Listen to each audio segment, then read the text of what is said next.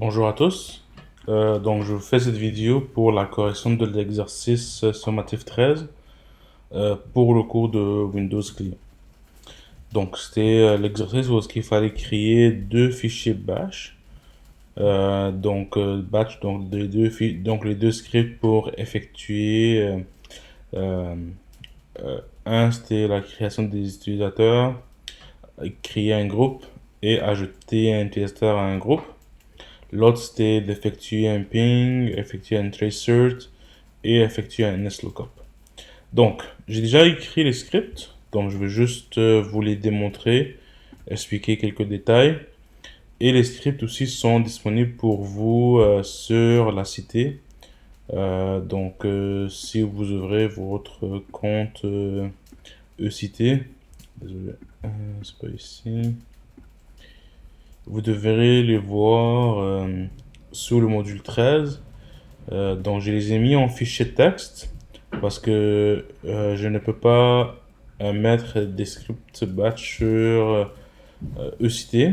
Donc vous devez seulement les télécharger. Donc ici dans le module 13, faites seulement télécharger et changer l'extension de .txt à .bat pour que vous puissiez les exécuter.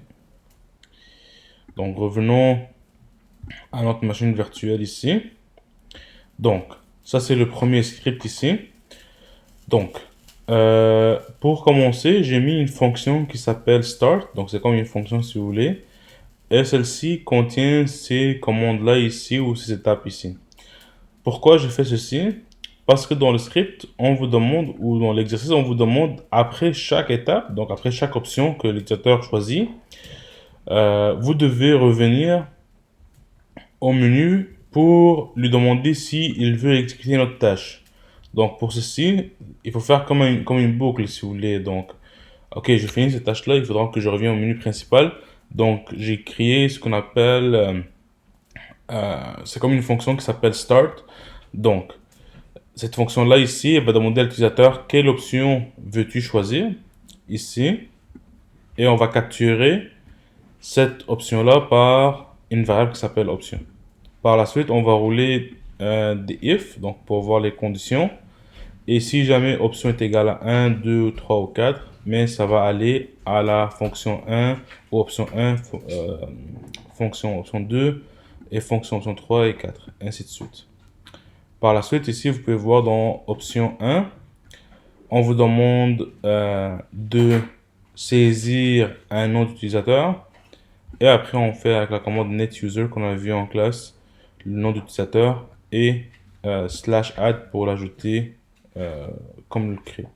Par la suite, une fois qu'on finit ces étapes, vous voyez ici, on va revenir au menu principal. On fait go to start. Donc, une fois qu'il va finir ici, on lui dit recommence ici en haut pour demander à l'utilisateur s'il veut faire une autre option. Même chose pour l'option 2. Donc, on va créer un groupe. On va demander de rentrer le nom du groupe. On va faire la création du groupe. Et après, on va revenir au menu principal. Option 3, ici, on demande d'ajouter un utilisateur à un groupe. Donc ici, il faut qu'on demande deux variables à l'utilisateur. Donc il faut qu'on demande le nom de l'utilisateur et le groupe dans lequel il faudra ajouter cet utilisateur-là. Par la suite, avec la commande net local group, on peut ajouter l'utilisateur dans le groupe. Et option 4, on va dire bye bye. Donc on va juste quitter le script. Donc c'est la même chose pour le deuxième. C'est le même fonctionnement. Donc vous allez voir ici, j'ai une fonction qui s'appelle start. J'ai mes options. Je demande quelle option à l'utilisateur de choisir. Donc la partie ici en fait, ça c'est juste du copier-coller de l'autre script. Vous faites juste changer le texte ici, mais c'est du copier-coller ici de l'autre script. Vous voyez même j'ai fait l'erreur, j'ai pas changé script 1, ça doit être ici script 2. Les options sont pas les mêmes. Donc ici les options c'est effectuer un ping, l'autre c'est ajouter un utilisateur. Donc c'est ici où que ça change vraiment le code. Donc ici on va demander l'adresse IP qu'on veut pinguer. Par exemple on va exécuter la commande ping. On va revenir au menu principal lorsqu'on finit. Option 2, on va demander l'adresse IP pour faire un trace cert. Donc ici, il peut rentrer IP ou domaine s'il veut, mais on va le capturer dans une variable qui s'appelle IP. On va tracer et on revient au menu principal. Ici, même chose, on demande le domaine. Donc là, ici, c'est la variable domaine. On résout le domaine et on va revenir au menu principal. Par la suite, on va dire bye bye et quitter le programme. Donc, nous pouvons faire un test pour rouler ce script-là ici. Laissez-moi juste effacer les utilisateurs que j'avais fait, juste pour ne pas me mêler. Donc, je vais effacer tous les utilisateurs qui n'ont pas besoin d'être là ici. Et je vais effacer les groupes que j'ai créés aussi.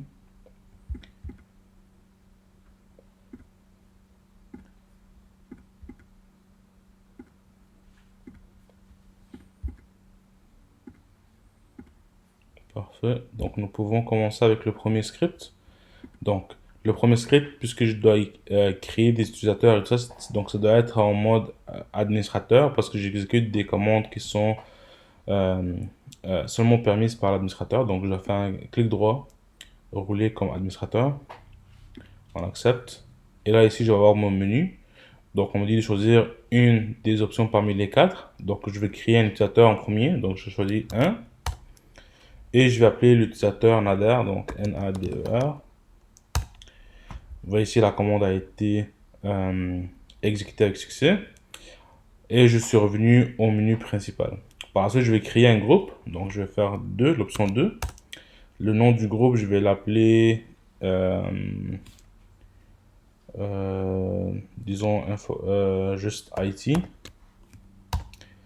La commande a été exécutée avec succès. Maintenant, je vais exécuter l'option 3 pour ajouter un utilisateur à un groupe. Donc, l'option 3.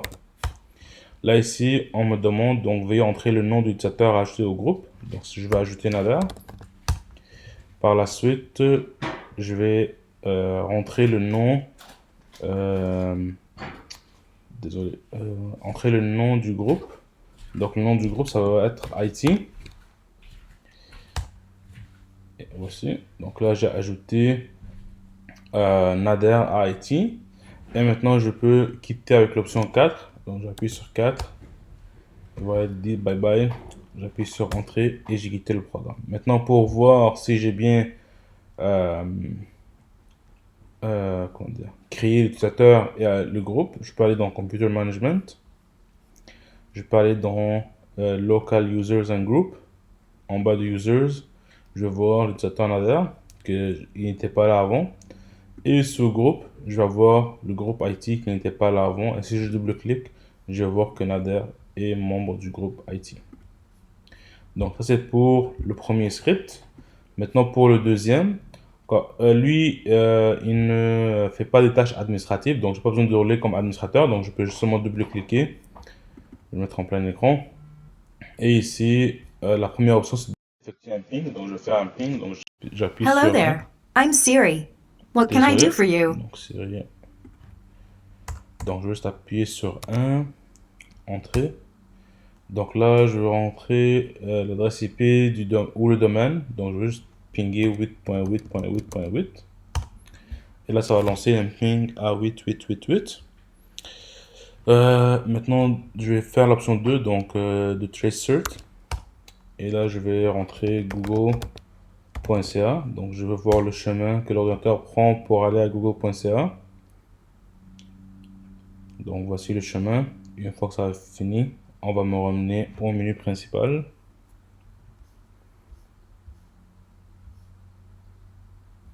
Et voilà, je suis maintenant revenu au menu principal. Je vais faire une résolution DNS, donc l'option 3. Et disons que je veux résoudre amazon.ca. Et voilà les adresses IP d'amazon.ca.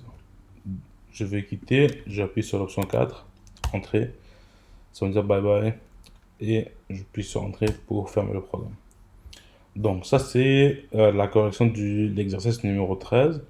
Et l'examen va être seulement sur les scripts. Donc il y aura 3 scripts que je vais vous demander d'écrire. Donc les 3 scripts vont prendre environ... donc vous allez avoir les 2 heures pour faire les 3 scripts. Euh, donc, donc il y aura des options qui seront ressemblables. Il y aura des nouvelles options aussi, comme gestion de fichiers, etc. Donc j'espère que cette vidéo va vous aider pour l'exercice numéro 13. Et on se voit ce jeudi pour notre examen final. Merci et bonne journée.